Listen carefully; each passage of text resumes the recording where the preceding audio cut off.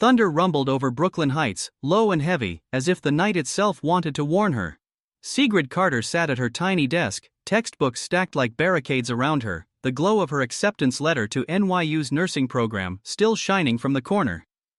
19 years old, brilliant, disciplined, and proud of her scholarship, she told herself she had no time for anything else. Yet here she was, staring at her buzzing phone as rain streaked across the windowpane. Perfect Virgin Queen, Ember's message flashed across the screen. If you're not at Basel in 20 minutes, I'm making you a dating profile myself, and you know, honey, you don't want that.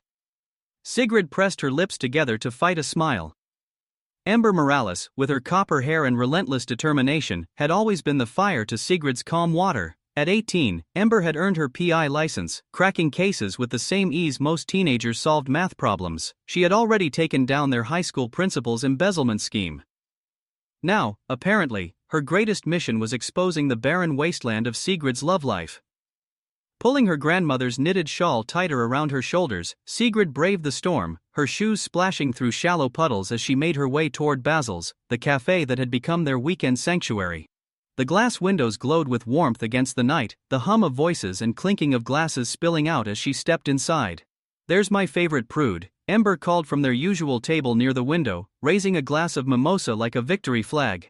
"I already ordered your Virgin Mary, fitting, right?" She winked at the elderly couple beside her, who only chuckled at the remark. "You're impossible," Sigrid muttered as she slid into her chair, her posture graceful from years of unwanted ballet lessons. "Selective," Sigrid corrected when Ember accused her of having less romance in her life than a nun. "There's a difference." "Selective," Ember snorted, shoving her tablet across the table. "Darling, you've rejected more men than the Vatican. Do you even know the number?"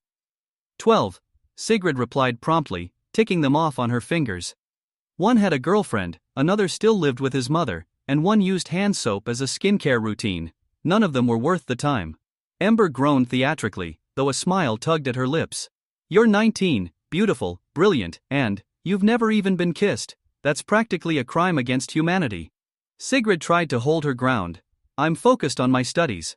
But Ember leaned forward, her eyes sparkling with mischief. "Finding love on a dating app is like hunting unicorns in Brooklyn, but that doesn't mean you shouldn't try. What's the worst that could happen?" Something in Ember's tone, half challenge and half dare, set a fire in Sigrid's chest. The storm outside cracked lightning across the sky, as though daring her to be bold. Words tumbled out before she could stop them. "Want to bet?" Ember's brows shot up. "Excuse me, I bet," Sigrid said, feeling her pulse quicken. "The first man I match with will propose within a year." The mimosa nearly slipped from Ember's hand. She choked on laughter, shaking her head. "You can't be serious. The first match? Do you know the creatures that lurk on these apps?" But Sigrid was serious. She was tired of being predictable, tired of hiding behind her studies and excuses. "If I'm right, you pay for the wedding," she said firmly. "And if you're wrong," Ember's smile turned sly, "then I'll let you take over my wardrobe, my socials, everything, no restrictions." Ember's hand extended across the table, manicured nails gleaming under the cafe lights. "Deal, but we're doing this right? To now, give me your phone." 20 minutes later, after Ember rejected 3 profile pictures and wrote a bio that made Sigrid cringe, her dating profile was live. "Nursing student by day, dreamer by night, show me something real." By the time she returned to her apartment, the storm was lashing harder against her window. Her textbooks lay open, ignored, while her phone glowed in the dark. Each new face felt like a countdown toward either triumph or humiliation. Then she saw him. Gideon Holt, age 40. Security guard. His profile picture was nothing like the usual stage smiles. He stood in uniform, eyes turned away from the camera, a small restrained smile hinting at warmth behind his guarded expression. His bio was short, almost disarmingly simple, seeking genuine connection in a world of artificial ones. Her finger hovered above the screen, trembling. The age gap was significant. Ember would never let her live down falling for the security guard. Yet something about him, the steadiness in his posture, the depth in his gaze, pulled her in. It wasn't the uniform, it wasn't the words, it was him. She swiped right. The cheerful chime that followed seemed far too ordinary for something that would alter her life forever. She didn't know the truth. That Gideon Holt was no guard, that he was Gideon Knight, billionaire CEO, hiding scars left by betrayal. She only knew the words that appeared on her screen a moment later. Chamomile or Earl Grey? Her lips curved into a smile she couldn't suppress. Chamomile, she typed back. His reply came instantly. A woman who knows what she wants. Coffee tomorrow? Thunder cracked above the city as her heart skipped. She didn't hear Ember's distant laugh echoing through Brooklyn, didn't see Gideon high above the skyline, loosening his tie in a penthouse office. She only felt the storm's pull, drawing her into a story that was only just beginning. The morning sun spilled over the Brooklyn skyline, cutting through the last of the storm clouds that had rolled in the night before. Sigrid Carter smoothed the fabric of her emerald dress, her hands trembling in a way that textbooks and exams had never caused. She was 20 minutes early to Luca's cafe, a habit drilled into her by her father's military discipline. Her tea steamed gently in front of her, the familiar scent of chamomile wrapping around her nerves like a comfort she desperately needed.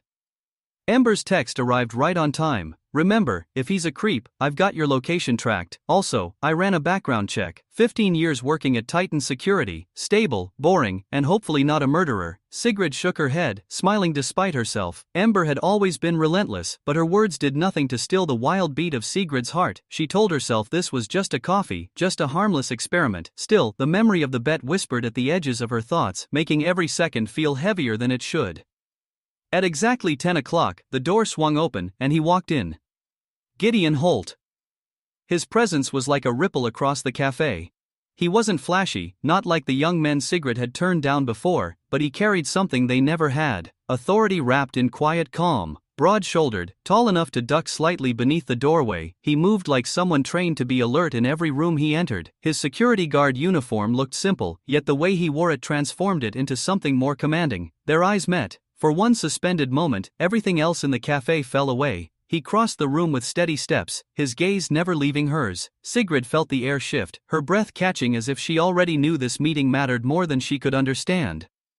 Sigrid, he said, her name deep and rich on his tongue, carrying more weight than a simple introduction should.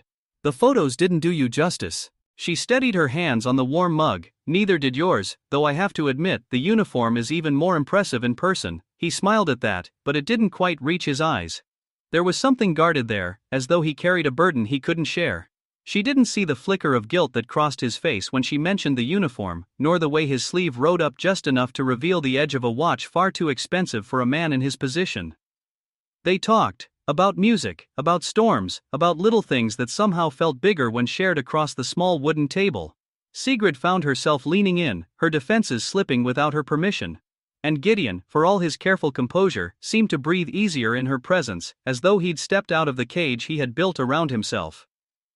Then it happened, a sudden crash at the counter, the sound of a body hitting the floor. An elderly man clutched his chest, gasping for air. Sigrid was on her feet instantly, instinct taking over. She knelt beside him, calm and steady, checking his pulse, directing strangers to call for help, guiding the staff with the confidence of someone far older than 19. Gideon watched her, something shifting in his chest. She wasn't just a bright-eyed girl with nursing textbooks and shy smiles. She was strength, she was instinct, she was exactly what he had stopped believing existed. The woman who could see him beyond his wealth, beyond his empire. As the paramedics rushed in, praising Sigrid's quick thinking, Gideon's eyes flicked to the window. Across the street, a flash of red hair caught the light. Scarlett Vance, the ex who had nearly destroyed him. She was supposed to be gone, banished from his life and his company. Yet there she stood, watching, calculating, waiting. His jaw tightened. Sigrid returned to her seat, cheeks flushed from adrenaline. Aline, she smiled at him, unaware of the storm that sight had unleashed inside him. Sorry about that, she said softly. I guess this coffee date just turned into something else. He forced his voice to steady, though his mind burned with warning. Don't apologize, you were extraordinary. Outside, thunder rolled again, though the sky above was clear. And Gideon knew, with bone-deep certainty, that this meeting was only the beginning of something far more dangerous than either of them could imagine. The weeks that followed blurred into something Sigrid had never known before. Coffee dates at Luca's turned into long walks through the city, simple lunches into stolen evenings where she forgot about textbooks and exams. Gideon always showed up in his uniform, steady and grounded, like a man who belonged more to quiet routines than to grand gestures. To her, he was a mystery wrapped in gentleness, a man twice her age who listened when she spoke and remembered the smallest details. To him, every moment by her side felt like freedom, even as the weight of his secret pressed harder on his chest. High above the streets of Manhattan, in an office lined with glass and steel, Gideon Knight lived another life. $1 billion contracts waited on his desk, board members demanded his signature, and the empire of Titan Security thrived under his command. Yet each afternoon he shed his tailored suit, slipped into the simple uniform of a guard, and became someone else entirely. The irony cut at him more each day. In disguise, he felt more honest with Sigrid than he ever had with anyone in his true world. Marcus Reed, head of security and Gideon's oldest confidant, saw the danger long before Gideon admitted it. He found his boss staring out the window, eyes locked on the street below where Sigrid appeared like clockwork, carrying a paper bag lunch as if it were treasure. "Your play." Eyeing with fire, Marcus said quietly. "This isn't just some girl, you're risking the company, the board, everything we've built." Gideon's jaw tightened, his hand resting on the expensive watch hidden by his sleeve. "I know what I'm doing." "No," Marcus replied, his voice sharper than usual. "You're falling in love with her while hiding who you are. That's not knowing, that's lying." The words cut, but Gideon pushed them aside, because when Sigrid appeared at his door, smiling shyly with her homemade sandwiches, the world outside that room simply ceased to exist. She settled into his modest office space, never suspecting it had been staged to maintain his cover. West Elm furniture instead of Italian leather, second-hand books instead of priceless first editions, just enough clutter to pass for ordinary. She laughed as she set their lunch out on the table, telling him about her morning classes, her hands moving expressively as she spoke about pediatric rotations, and her dream of helping children feel safe in hospitals. "I've been working on something," she said one afternoon, pulling out a stack of neatly bound papers. "A proposal to improve hospital security systems, especially in children's wards. I thought maybe you could give me feedback since you work here." The words made his pulse jolt. She didn't know the program she wanted to submit to Titan had been created by him. He leafed through the pages, and what he saw impressed him more than any pitch he had received in years. Her mind was sharp, her empathy woven into every idea. And the realization nearly crushed him.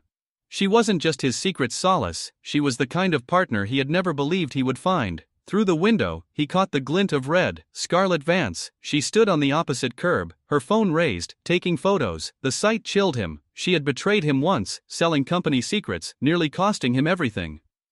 Now she was back, circling like a predator who had scented new prey. Sigrid noticed the flicker in his expression. "Is everything all right?"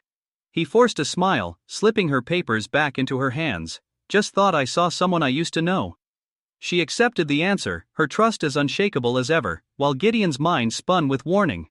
Scarlett's return meant trouble, and trouble, mixed with lies, meant Sigrid was standing in a storm she didn't yet see. That evening as she left for class, Marcus found Gideon staring at the empty doorway she had walked through. "You need to end this," Marcus said flatly. Gideon shook his head, voice low and certain. "I can't, she makes me remember who I was before all of this, and I'm not ready to let that go." Far below, thunder rolled across the river, though no storm was forecast, and in the quiet hum of the building, destiny tightened its grip, pulling them toward truths that could shatter everything they had begun to build. The storm came without warning, sweeping across Manhattan like a living thing. One moment the city was wrapped in golden autumn light, the next it was swallowed by thunderclouds that pressed low against the skyline. Sigrid Carter stood at the window of her Brooklyn apartment, shawl pulled tight around her shoulders, watching the rain sheet down as if the heavens themselves had decided to erase the city. She didn't know it yet, but the storm outside was only a reflection of the one about to break inside her carefully protected heart. Her phone buzzed. Gideon's name lit the screen. His voice when she answered was deeper, more urgent than usual. "The storm's bad, Sigrid, where are you?" "Home," she replied, her eyes following the jagged streak of lightning that split the sky. "I'm fine, you don't sound fine, let me come get you." She should have said no, she should have listened to Ember's warnings, the ones growing sharper each day as her best friend pieced together the inconsistencies in Gideon's story, but her heart betrayed her lips. "Okay."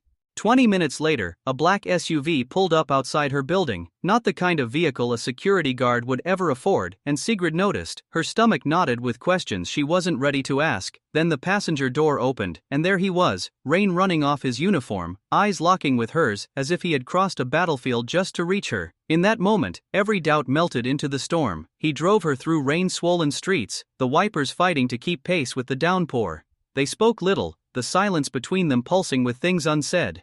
She studied him in profile, the strong lines of his face illuminated by each flash of lightning. There was something noble there, something hidden, and it drew her in like the storm drew in the sea.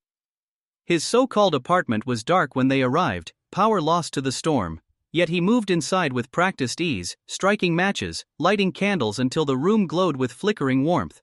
The flames softened his sharp features, made him look almost vulnerable.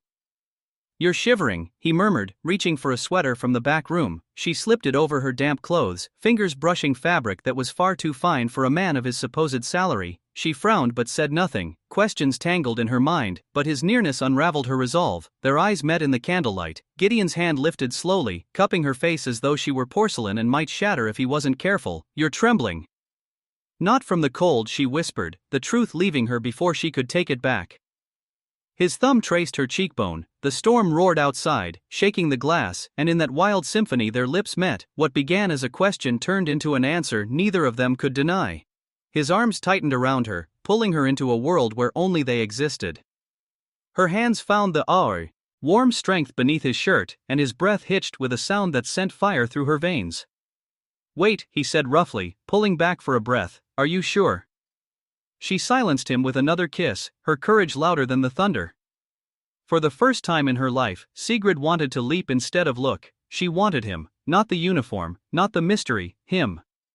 The storm beat against the windows, lightning cracked the sky, and in that fragile candlelit room, they gave themselves to one another completely. Tenderness turned urgent, fear turned into trust, and when the storm finally began to roll eastward, Sigrid lay wrapped in his arms with a truth of her own burning in her chest. But the storm had carried more than passion. Both their phones buzzed at once, vibrating across the table. Gideon's face hardened as he read his message: a security breach, files stolen from Titan. He dressed with military precision, his posture shifting into something she didn't recognize. More leader than guard, more king than soldier. Her own screen showed Ember's name and a message that froze her blood. "I found proof, meet me tomorrow, no excuses." The storm had passed, but the night had changed everything. Sigrid lay in Gideon's sweater, her heart torn between love that felt truer than anything she'd ever known, and questions that loomed like shadows around every candle flame. Outside, thunder rolled one last time, as if the city itself was warning her. Nothing would ever be the same again. The marble lobby of Titan Security gleamed beneath the morning sun, but the brightness only sharpened the shadows that stalked the corners. Sigrid Carter stepped through the revolving doors with a lunch bag in her hand and her textbooks pressed to her chest, completely unaware she was walking into a trap set with surgical precision. Scarlett Vance was already waiting, her heels struck the floor like a metronome, each click echoing through the cavernous lobby. She wore a blood-red suit that clung to her like armor, a predator dressed as a queen. The receptionist tried to stop her, but Scarlett leaned across the counter with a smile that cut like glass. "I never needed permission to see Gideon before, I don't now." Her eyes found Sigrid before the receptionist could reply, young, beautiful, unpolished in a way that made Scarlett's carefully cultivated glamour feel almost artificial. For a moment, Scarlett's painted lips tightened, then her smile widened, sharp and dangerous. "Excuse me," Scarlett called, her voice carrying across the polished stone. "You must be Sigrid." Sigrid turned, startled, her natural grace evident even in that simple movement. "I'm sorry, do I know you?" "Not yet," Scarlett purred, closing the distance with the slow stride of someone who knew exactly how to dominate a room. "But we have someone in common. Gideon." The name struck like lightning. The way Scarlett said it, heavy with familiarity, made Sigrid's stomach twist. "He's still playing dress-up in that adorable uniform, isn't he?" Sigrid blinked, confusion darkening her features. Scarlett's smile widened further. "The only mistake you made, dear, was believing a man like Gideon Knight could ever be just a guard." Knight. The name fell like thunder, reverberating in Sigrid's chest. She opened her mouth to ask, to demand an explanation, but before she could, Marcus appeared. Gideon's most trusted man. He materialized between them with the quiet speed of a blade drawn in the dark. "This way, Miss Vance," he said firmly, his body shielding Sigrid. Scarlett leaned in, her words a dagger whispered against Sigrid's ear. "We'll talk again, next time without the guard dogs." She let Marcus escort her toward the executive elevators, her heels clicked, king their victory song across the marble. Sigrid stood frozen, her knuckles white around her textbooks, her mind racing. Knight, the woman had called him Knight. When Gideon appeared moments later, still in his uniform, concern carved into his face, Sigrid felt her pulse stumble. "Are you all right?" he asked, his hand brushing her elbow. "Did Scarlett say something? You know her?" "Someone from the past," he said carefully, too carefully. "Someone who caused a lot of trouble here before. Don't let her get to you." But the damage was done, the seed of doubt had been planted, and it spread like wildfire in her chest. Meanwhile, in the mirrored elevator, Scarlett stood beside Marcus, her smile as sharp as a blade. "He won't thank you for this," Marcus said quietly. Scarlett didn't even glance at him. "I don't expect gratitude, I expect devastation. He ruined me, now I'll ruin him." In his real office, Gideon watched the security footage of the lobby encounter, Scarlett's taunts replaying on the screen. His jaw clenched, his hand tightening into a fist. He had always known Scarlett was dangerous, but now she wasn't just circling him, she was circling Sigrid. Down in the third-floor office that Sigrid believed was his home, she unpacked their lunch with trembling hands. She tried to steady her smile as he walked in, but her voice betrayed her. "She called you knight, she said your uniform was a costume." Gideon froze, his mask cracking for the first time. One word, one confession could shatter everything. But his heart betrayed him. Not yet, not when he saw the hope in her eyes, the trust still fighting against the doubt. Scarlett had drawn first blood, and Sigrid was caught between truth and deception, her heart balanced on a knife's edge. She didn't know it yet, but the storm outside had been nothing compared to the storm Scarlett had just unleashed inside Titan Security. The storm that hit Manhattan that night was nowhere in the forecast. It rolled in from the Atlantic like a dark army, swallowing the city until even the tallest towers vanished into mist. Lightning turned the sky white. Thunder rattled the windows of Sigrid's small Brooklyn apartment. She sat curled in her grandmother's shawl, her textbooks open but unread, her phone buzzing again and again with messages she could not ignore. Ember had been relentless all evening. "Look at these photos, compare the stance, the way he holds himself. Your security guard isn't Gideon Holt, he is Gideon Knight." The name was everywhere now, in Ember's files, in whispered conversations, in the shadows Scarlett had left behind. Sigrid stared at her project notes spread across the desk, the hospital security proposal Gideon had encouraged, the one that suddenly looked less like support and more like insider knowledge. Her phone lit up again, this time with his name. "Sigrid, the storm is bad, where are you?" "Home," she said softly, staring at the lightning through her window. "You don't sound fine, let me come get you." She should have told him no, she should have demanded answers. Instead, she found herself whispering, "Okay." When the black SUV pulled up outside, her pulse stuttered, not a car a guard could afford. The door opened and there he was, rain streaming down his face, eyes finding hers with that same steady pull that always disarmed her. She climbed in, the leather seats smelling expensive, the storm roaring around them. His place was closer, he said, they would wait out the storm there. The so-called apartment was dark when they entered, power cut by the storm. Gideon moved with calm certainty, lighting candles, arranging them so the shadows danced across the walls. The flames made him look different, younger, vulnerable in a way she had never seen. "You're shivering," he murmured. "Ed," placing a soft sweater in her hands. She slipped it on, her fingers brushing fabric far finer than anything she had ever owned. She frowned. "I've never seen you wear this." "I save it for special occasions," he answered, his tone quiet, almost reverent. Their eyes locked in the flickering glow. He stepped closer, his hand lifting to cup her face with infinite tenderness. "You're trembling." "Not from the cold," she whispered. His thumb brushed her cheek. The storm cracked above them, shaking the walls, and then she rose on her toes, pressing her lips to his. It began as a question, turned into an answer, then into a vow unspoken. His arms closed around her, strong and certain, as if he was afraid she might vanish if he let go. They tumbled into each other like lightning and rain, every touch deepening the truth neither wanted to face. When at last they lay tangled in sheets that spoke of wealth far beyond a guard's wages, Sigrid traced patterns across his chest, her heart caught between joy and dread. "I should tell you something," he began, his voice raw, but before he could, both their phones buzzed at once. He read his screen, his expression turning to steel. "There's been a security breach, files stolen, I have to go." Sigrid reached for her own phone. Ember's name lit the screen with a single message: "Proof. Meet me tomorrow, no excuses." She lay back as he pulled on his uniform with military precision, his posture shifting into something she didn't recognize. He kissed her forehead and told her to stay. Then the door closed, leaving her wrapped in his sweater and the weight of everything unsaid. Above the storm, in the glass tower of Titan Security, alarms echoed through private servers.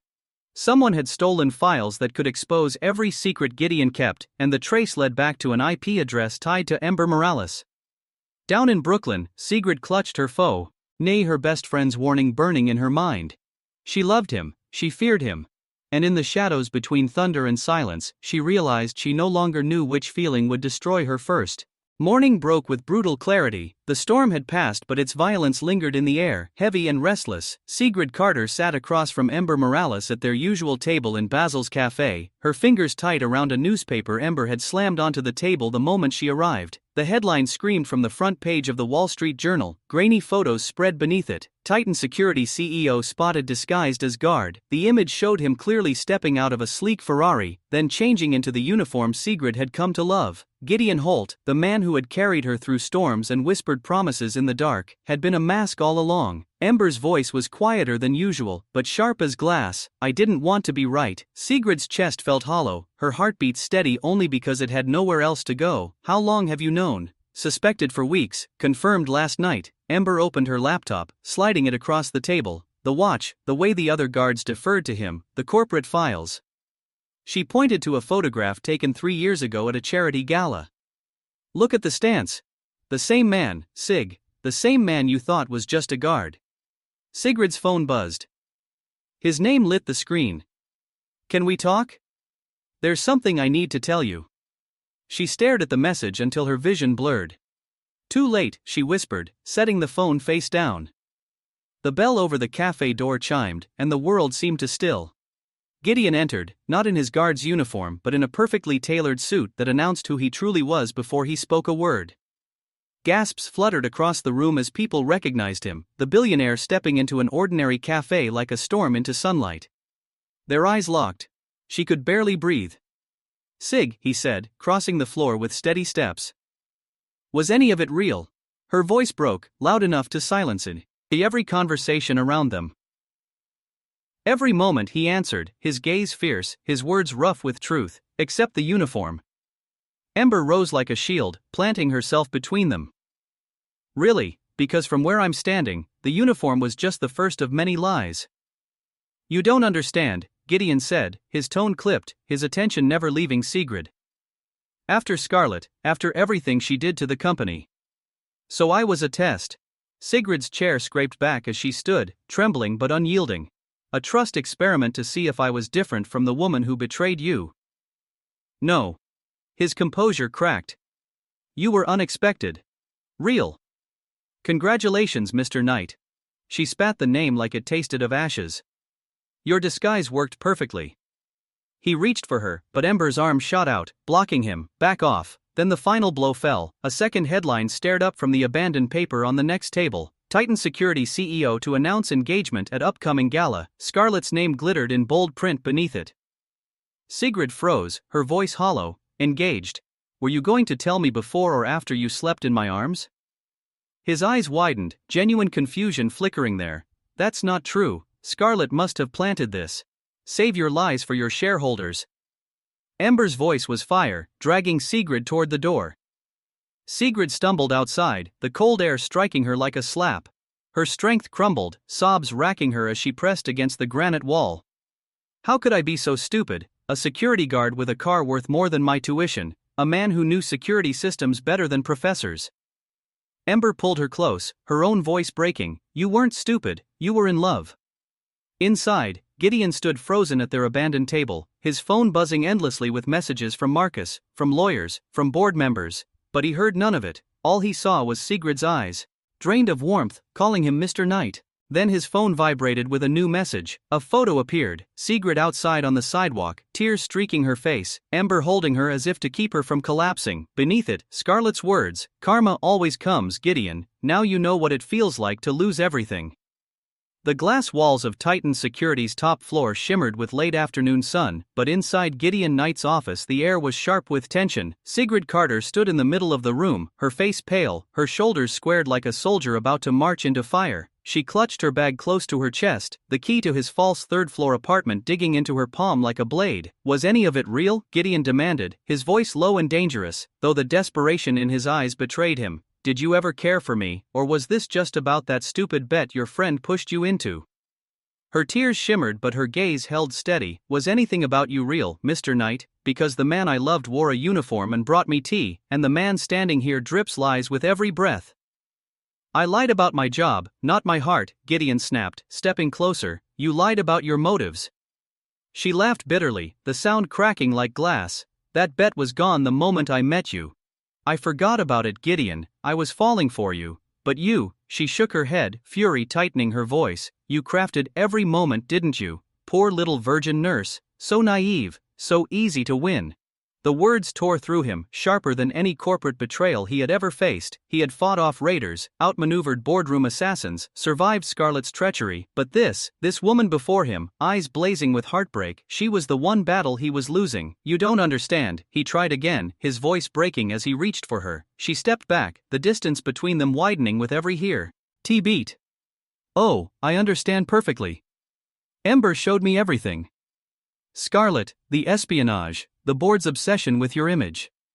And now the press whispers that you're engaged again. She held up her phone, the headline glaring like a wound. Engaged, Gideon, was last night just a game for you? That's a lie, he said fiercely, his composure shattering. Scarlett planted it. You have to believe me, believe you. She took the key from her bag and placed it on his desk with slow precision. The small sound it made echoed louder than thunder. I believed you when you said you were a guard. I believed you when you said I made you feel real. I believed every word, Gideon, but you never gave me the truth. Marcus's voice crackled through the intercom. Sir, the board is waiting. They're threatening an emergency meeting. Scarlett is already speaking to the press. Go, Sigrid said, her voice low but steady. Your empire needs you. Sig, please, don't call me that. The girl who was Sig fell in love with a man who didn't exist. Now all that's left is Mr. Knight. She turned, walking to the door with her head held high though tears streaked her cheeks. He moved to stop her but she sidestepped him, her final words like a blade pressed to his throat. Maybe you should ask yourself why you needed to pretend to be someone else to feel real. The door clicked shut behind her, soft but final. Through the glass walls he watched her step into the elevator, her shoulders straight, her strength carrying her away from him. His phone buzzed with incoming calls, stock market updates, Scarlett's venom spreading across news channels, but all he heard was her voice, raw and broken. I would have loved you anyway. The board stormed into the room, demanding explanations, their words a blur. Gideon's hands curled into fists at his sides as he finally answered them. If saving this company means losing her, the Bobby Boliris. And maybe this isn't the company I want to run anymore. The room erupted, voices clashing like swords, but Gideon's mind was far away. Sigrid's taxi was already pulling into the streets below, carrying her out of his reach. He had built an empire from shadows and steel, but the woman who had seen the man beneath it all was slipping away, and for the first time in his life, Gideon Knight wondered if the empire was worth anything at all without her by his side. Weeks bled together like rainwater washing down a gutter, each day pulling Sigrid further from the life she had known. She buried herself in her nursing studies and her hospital shifts, her professors quietly warning her that exhaustion was beginning to hollow her out. But she would not stop. To stop meant to think, and to think meant to feel, and feeling was a wound she could not touch. The pediatric ward became her refuge. Sick children clung to her hands, parents thanked her with tearful eyes, and for a few hours she could forget that she had given her heart to a lie. She sat one night beside little Leia, an 8-year-old fighting cancer, reading aloud from The Little Prince while monitors beeped softly around them. Why is the prince so sad? Leia whispered, her face pale beneath her colorful scarf.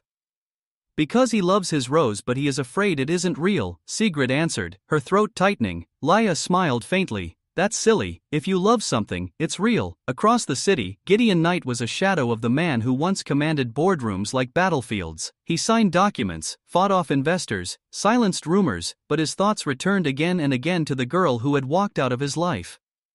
Each night he drove past her neighborhood, watching the glow of her apartment window, never daring to knock. He read reports of her extra shifts, of the projects she worked on in the hospital, of the way she gave all of herself to everyone except him. Marcus found him one evening, standing outside the hospital in the rain, his suit soaked, his eyes fixed on the windows of the children's ward. This will destroy you, Marcus warned. Gideon's jaw tightened. It already has. Scarlett's campaign grew louder with every passing week. She whispered poison to the press, feeding them stories of manipulation, of Gideon using Sigrid for his image. The board listened uneasily, investors wavered, and yet Gideon stood firm in the only decision that mattered. He refused to deny his love for her. At meetings he spoke her name with the kind of raw honesty that stunned even his harshest critics. They thought it weakness, but to him it was the only truth left. Sigrid heard about it in passing, scrolling through articles she told herself she didn't care about. She saw his photo, tired and drawn, standing at a podium declaring his company would fund pediatric security systems nationwide. She realized with a jolt that the initiative was based on her proposal. Her idea. Her vision. He had given it wings even as their love lay broken. That night she opened her journal, the one she had abandoned since the storm. Her words from weeks ago stared back at her. I love him, not the guard, not the uniform, him. The man who listens, who remembers, who makes me feel safe. She pressed the pen to the page, but her hand shook too much to write. Then she heard it, a child's voice in the hall. Leia had wandered from her bed again, IV stand clattering as she shuffled forward. I saw him, she whispered when Sigrid crouched down to scold her gently. The man from your picture, he stands outside every night. He looks at you the way my daddy looks at mommy. Sigrid froze, her heart thundered. She hurried to the window, and there he was, Gideon Knight, no disguise, no uniform, just a man in the rain, eyes lifted toward her with a longing that broke through every wall she had built. He didn't move, didn't wave, just stood there as if he would bear the storm forever if it meant she might look back. Her phone buzzed, a message from Ember. You were right about the bet, but maybe you were wrong about everything else. Sigrid's tears spilled hot and fast. Pride had held her back, fear had chained her heart, but standing at the window with the storm outside and her heart burning inside, she knew the truth at last. Love wasn't about masks or wagers or titles. Love was about the man standing in the rain, refusing to leave even when the world thought he should. She picked up her phone with trembling hands and typed the words she had fought for weeks to avoid. The storm hasn't passed yet. But maybe we can face it together. No uniforms, no bets, just us. Luca's cafe smelled of roasted beans and rain-soaked streets when Sigrid walked in the next morning. The same place where everything had begun, the same windows that had watched her heart fall into a stranger's hands. She carried no textbooks this time, no bagged lunch, only the shawl her grandmother had knitted, wrapped around her shoulders like armor. Gideon was already there, not in a uniform, not in a suit, just a simple black sweater and dark jeans, his watch gleaming openly on his wrist. He looked up when she entered, and the world outside faded, leaving only the silence between two people who had already been through a war of lies. You came, he said quietly as she sat across from him. Leia convinced me, she replied, her fingers wrapped around a mug of chamomile tea. She says you've been very generous with the children's ward. 3 million in anonymous donations. Gideon's throat tightened, but before he could speak, Ember appeared at their table, her laptop tucked under her arm like a weapon. Plus a complete overhaul of pediatric security systems based on your proposal, which the board approved yesterday. She leaned in close, her copper hair catching the light like flame. I ran the deepest background check of my career, Knight. You're clean, except for the little charade. She glanced at Sigrid, then back at him. Don't make me regret letting you breathe the same air as her again. With that, Ember walked away, leaving the two of them staring at each other through the steam rising from their cups. Sigrid's voice trembled but held steady. I need to know why, the whole truth this time. He exhaled, as if releasing years of chains. After Scarlett betrayed me, I lost trust in everything. I built walls around myself, convinced no one could ever see me for who I was without wanting something in return. So I created an escape. The uniform wasn't a test, Sigrid, it was the only way I remembered how to breathe. Then I met you, and suddenly my escape became my prison. Her eyes softened, but doubt still lingered like a shadow, and I was supposed to accept that the man I gave my heart to didn't exist. No, he said, his voice rough. You were supposed to know that every smile, every word, every night we shared was real. I never lied about that. Thunder rolled faintly outside, though the sky was clear, as if the city itself remembered their storms. I'm not angry anymore, she whispered. About the deception, yes, but I understand why you did it. What I can't understand is why you didn't trust me with the truth. He leaned forward, his hand hovering just above hers, trembling with restraint. Because I was a coward. I thought I needed to be someone else to feel real. But the truth is, the only time I've ever been myself is with you. Her tears fell silently, but this time they were not just grief. She let her hand slip into his, the warmth sparking through her like lightning finding ground. We'll have to take it slow, she said softly, rebuild, learn each other for who we really are. I would rather take a lifetime learning you than spend another day hiding, Gideon answered. His voice was no longer the voice of a CEO, no longer the disguise of a guard, but the man who had waited in the rain, who had chosen her over his empire. The rain began to fall outside, gentle and steady, washing the windows in silver streaks. Inside, time slowed, the cafe becoming a world of two souls finding their way back to each other. I miss you, he whispered, not the moments, not the idea of us, I miss you. Her smile broke through the storm that had ruled them for so long. I miss you too, the real you. And as their hands clasped, as the rain sang its quiet hymn, they both knew the war of masks was over. What came next would not be easy. Scarlet was still out there, plotting her revenge. The board would not forgive his rebellion so easily. The world was waiting with questions and judgment, but for the first time, none of it mattered. For the first time, there were no uniforms, no bets, no disguises. Just Gideon and Sigrid, standing at the edge of a love that had survived storms, lies and betrayal. And somewhere deep in the city, Scarlett Vance raised a glass of wine, her red lips curving into a smile. The game wasn't finished, not yet.